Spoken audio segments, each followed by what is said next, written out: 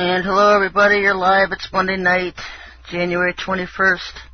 I'm Sherry Shriner. It's good to have you on the show tonight. Welcome to the show. Oh, it's been a busy week.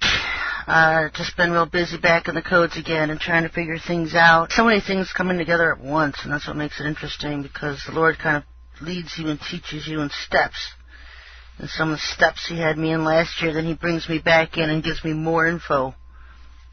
And just seeing a general whole picture evolve out of all the little pieces we have here, there, and everywhere, and then you start to see the bigger picture form. A lot through this is where you'll see them take a 180. You'll see them going down one road and then decide that's not going to work and then turn and go down another one. So it's very interesting seeing them pop up some more things. And that's one of my biggest fears, though, is because if we sit here after week after week after week and expose what they're going to do, by the time they round up all the big mouths or throw us in jail or whatever, and they come up with new plans, there'll be nobody here to tell you what they are. I don't think it's going to happen, but you never know. Always have that arrest code in the codes. It's been there since I can remember, so, you just have to watch out for the plans. The basics always going to be the same.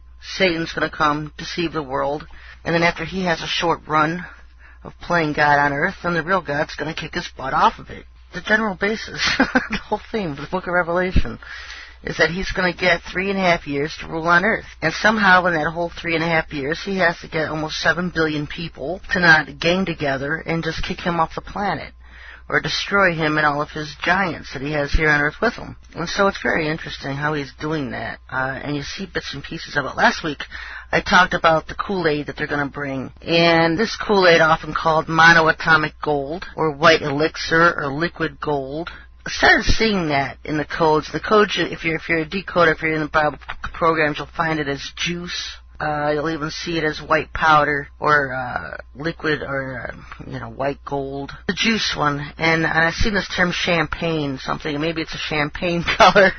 I don't know what color champagne is, pink or white. I don't know, but I saw the term champagne. So somebody's celebrating, or that's kind of the color it's going to be. That's why I just call it Kool-Aid. Warning people not to drink the Kool-Aid that this Maitreya is going to be bringing with him when he arrives. One of the things that I'm seeing is that they're coming with bribes, and I've always said they're coming with bribes. And all three being gold, frankincense, and myrrh. And so a total mockery of what the wise men had brought Yahushua when he was born. They're also coming with gold, frankincense, and myrrh. And this myrrh is exactly what we've been talking about, this liquid gold, this monoatomic gold is what they're trying to mimic it by. So I looked up what this myrrh is, and it's a pure yellow gum which grows from a shrub. I'm reading a definition here. Pale yellow gum which grows from a shrub in Somalia, Ethiopia, and Arabia, which was used as a spice, medicine, and making of the holy oil of the tabernacle. The wise men brought it to the infant Jesus, and after the crucifixion, his body was embalmed with it. Very interesting because they talk about this monoatomic gold as making somebody a light body. And I said last week during the show that they're trying to mimic a resurrected body. And that's what this myrrh is. This is the Kool-Aid that they're coming with. Frankincense, and I always wondered why I would see the terms perfume, perfumed, perfumer in the Bible codes. I'm thinking, okay, they wear cologne. I didn't know what to think about it. Okay, maybe these guys wear cologne, or they're referring to some females wearing perfume. I don't know. Never really paid much attention to it, but I just kind of stash it in the back of my mind. This frankincense is a sweet sense given when the resin of a frankincense tree is burned, and it was one of the gifts brought to Jesus by the three wise men. It's a perfume. And in the codes, you'll see that these prophets from hell that are coming are perfumed, and no doubt mimicking this gift given to Jesus when he was born by also coming with this frankincense. And I've said they're coming with gold. They're coming with plenty of bribes. You're seeing the gold around the world disappearing. Our vaults here in America, and last days Babylon, are emptied of gold. Most nations probably aren't emptied of gold. And it's their whole foundation, it's their whole basis for this little charade that the Ascended Masters are coming. And I talk about these Ascended Masters on my website, SherryTalkRadio.com, also at thewatcherfiles.com and SherryShriner.com. Also known as the Ashtar Command. and this gets into starting to sound like Star Wars.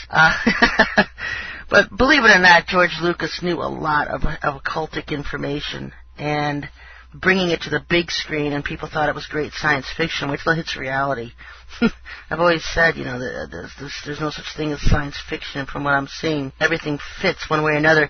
You'll get little entertainment stories, but there's a lot of truth in the Star Wars series, and a lot of the science fiction movies that are coming out. There's a lot of truth in them. But you're going to see a lot of this stuff coming out. And found it interesting that after the show last week, somebody sent me an email about this monoatomic gold, and Fritz Springmeier and Cisco Wheeler had written a book called Monoatomic Gold. In Chapter 10, talk about the Illuminati formula to create an undetectable total mind control slave. And so here, an excerpt out of it called The Philosopher's Stone, and I'm going to read this straight out of here. One of the major goals of alchemy, and alchemy is the foundation from which these ascended masters are coming, this Ashtar command, including Michael the Archangel, which is a mimic, Angel Gabriel, which is a mimic. These are demons, or these tall gray aliens taking on angelic names. And then you have Maitreya and Emmanuel Asu, which is Sananda Asu, which is Jesus, going to mimic Jesus. Saint Germain, he comes with the velvet light, the purple light, and he's going to institute all the Sarah and the Beast Economic Program on Earth. And they've got a whole kind of scoundrel group of these ascended beings coming. And so that's why I try to prepare you guys for what's coming, because it's just, and I have it under the Ashtar command at my website, so you can look that up. But Manly P. Hall talks about this white liquid gold, also called the Philosopher's Stone, saying one of the major goals of alchemy was the preparation of aurum potable liquid gold, a sovereign remedy, because gold being itself perfect could produce perfection in the human frame. And this was quoted from the History of Chemistry, as quoted by Manly P. Hall in his The Secret Teachings of All Ages. The Illuminati are well aware of the alchemical quest to create the correct type of gold which would bring enlightenment to the world. The rabbis, the Kabbalah, have considered the secret of white powdered gold the greatest secret of all times. And this is where they get this illumination thing, the Illuminati, the illumination, supposedly through this white gold. Supposedly they say somebody who has taken this for 9 months would become an illuminated being. Apparently, since the proof's in the pudding, it doesn't work. Look at all the Illuminati families we have today. I don't see any of them glowing. I don't see any of them looking like a resurrected being.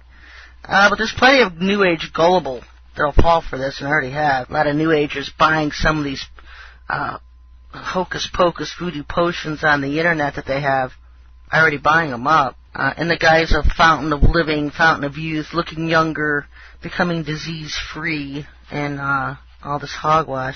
Something else I wanted to, that Fritz Springmeier and Cisco Wheeler bring up, is the whole reason for this white gold is the creation of a undetectable Illuminati slave, total mind control slave. It causes a mind-spirit transfer. And last week I talked about the hive mind, collective consciousness that they're trying to achieve through chip implants. I think I'll try to achieve it through this as well. And it's done by twinning traumas, channeling, telepathic communication, and 4, astral projection, so that all slaves worldwide are being pulled into one single interlinked demonic one-world order.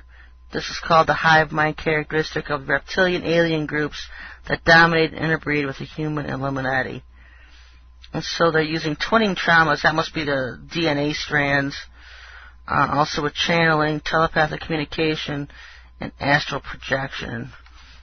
It pulls everybody into a hive mind consciousness. And I talked about that last week, the ultimate goal being a hive mind consciousness. A collective consciousness is another word that they use